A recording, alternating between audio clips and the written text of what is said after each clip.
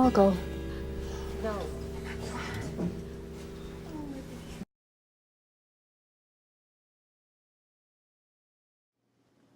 There appeared in the doorway of the ward 3 blind men from the other side.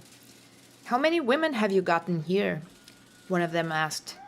"6," replied the doctor's wife, with the good intention of leaving out the blind woman who suffered from insomnia.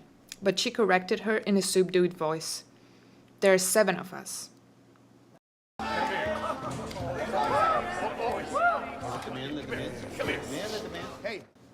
The leader of the blind hoodlums, gun in hand, came up to them, as agile and frisky as if he were able to see them.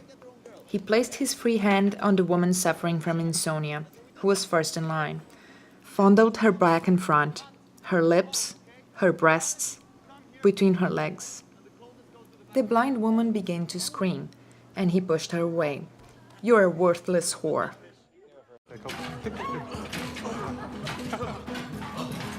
Blind woman suffering from insomnia wailed in desperation beneath an enormous fellow. Day was breaking when the blind hoodlums allowed the women to go. The blind woman suffering from insomnia had to be carried away in the arms of her companions, who could scarcely drag themselves along. For hours they had passed from one man to another, from humiliation to humiliation, from outrage to outrage, exposed to everything that can be done to a woman while living her still alive. Just at that moment, the blind woman suffering from insomnia lost the power of her legs, literally, as if they had been cut off with a single blow. Her heart also gave up. It did not even finish the rhythmic contraction it had started. At last we know why this blind woman could not sleep. Now she will sleep.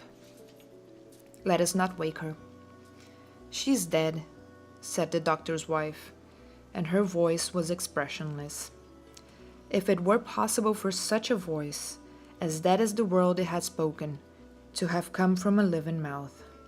She raised the suddenly dislocated body, the legs covered in blood, her abdomen bruised, her poor breasts uncovered, brutally scarred, teeth marks on her shoulder where she had been bitten. "This is the image of my body," she thought, "the image of the body of all the women here. Between these outrages and our sorrows, there is only one difference. We, for the present, are still alive." She wanted to wash the corpse of the woman who had suffered from insomnia, to wipe away her own blood and the sperm of the others, to deliver her purified to the earth.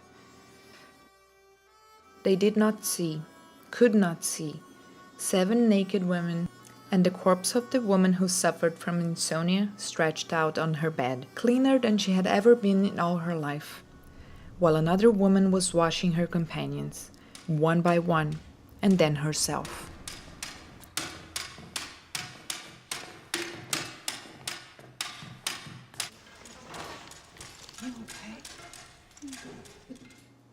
On the 4th day, the thugs reappeared.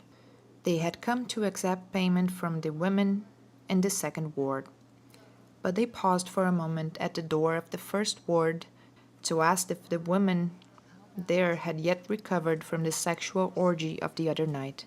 "A great night, yes, sir," exclaimed one of them, licking his chops, and another confirmed, "Those 7 were worth 14.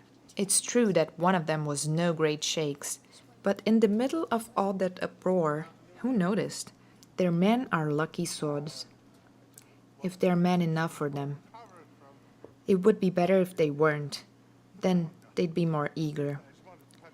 From the far end of the ward, the doctor's wife said, "There are no longer 7 of us." "Has one of you vamoosed?" someone in the group asked, laughing. "She didn't vamoose. She died." "Oh, well, then you lot will have to work all the harder next time." "It wasn't much of a loss. She was no great shakes," said the doctor's wife. Disconcerted, the messengers did not know how to respond. What they had just heard struck them as indecent.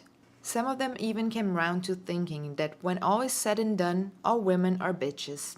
Such a lack of respect to refer to a woman like that, just because her tits weren't in the right place and she had no arse to speak of.